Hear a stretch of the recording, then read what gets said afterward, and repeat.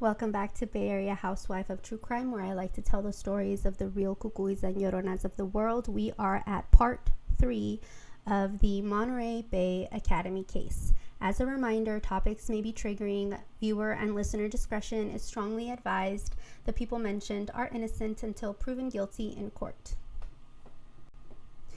In September of 2003, Monterey Bay Academy and the Central California Conference of Seventh-day Adventists sent letters to alumni and associates of the school that read, and I quote, "I do need to tell you some sad news. Monterey Bay Academy, Central California, and former MBA staff members have been sued civilly for alleged misconduct that occurred more than 18 years ago.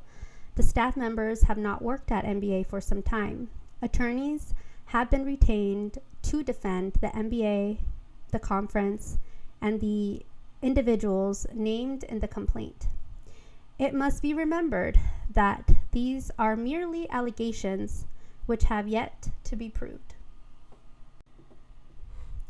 The Santa Cruz Sentinel broke the story on January 11, 2004. 4 days later, on January 15th, 2004, at 7:56 p.m., Ronald Whitlake shot himself in the chest in his Southern California home. Mr. Whitlake left a 10-page suicide letter to his wife, who called the police after she heard a gunshot coming from her husband's room. The Los Angeles County coroner ruled the cause of death as a gunshot wound to the chest, with the manner of death ruled as a suicide. Mr. Whitlake was scheduled to undergo his first deposition on January 23, 2004. In January of 2004, Monterey Bay Academy and the Central California Conference of Seventh-day Adventists sent another letter to alumni and associates of the school that read in part as follows: "Be assured the well-being and safety of your child is our highest priority. We will keep you updated as needed," unquote. This letter ended with mentioning Mr. Whitlake's suicide and how their thoughts and prayers were with his family. Several witnesses claim Mr. Nelson was notorious for talking about genital organs in the classroom and sunbathing in the nude on his ocean-facing backyard and inviting students to join him.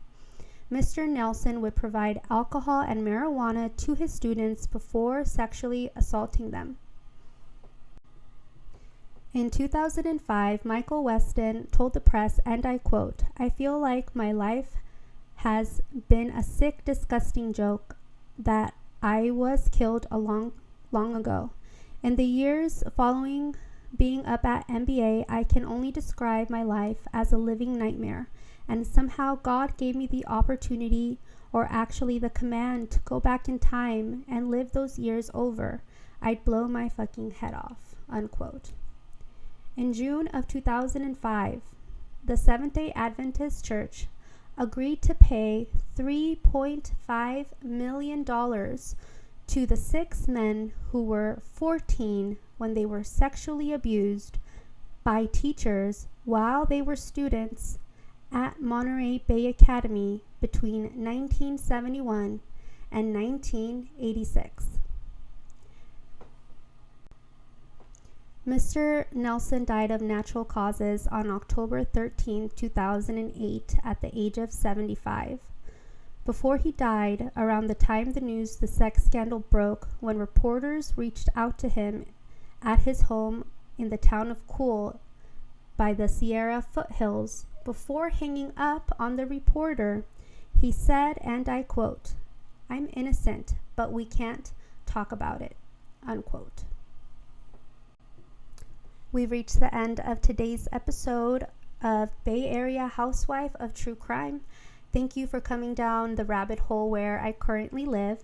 As always, I accept and respect your opinions. I welcome all comments, questions, inquiries, case suggestions. Hit me up at yayareahousewife@gmail.com. And yes, it's Yay Area with the Y, like E40. Don't forget your hot Cheetos, and I'll see you in the next. Adios.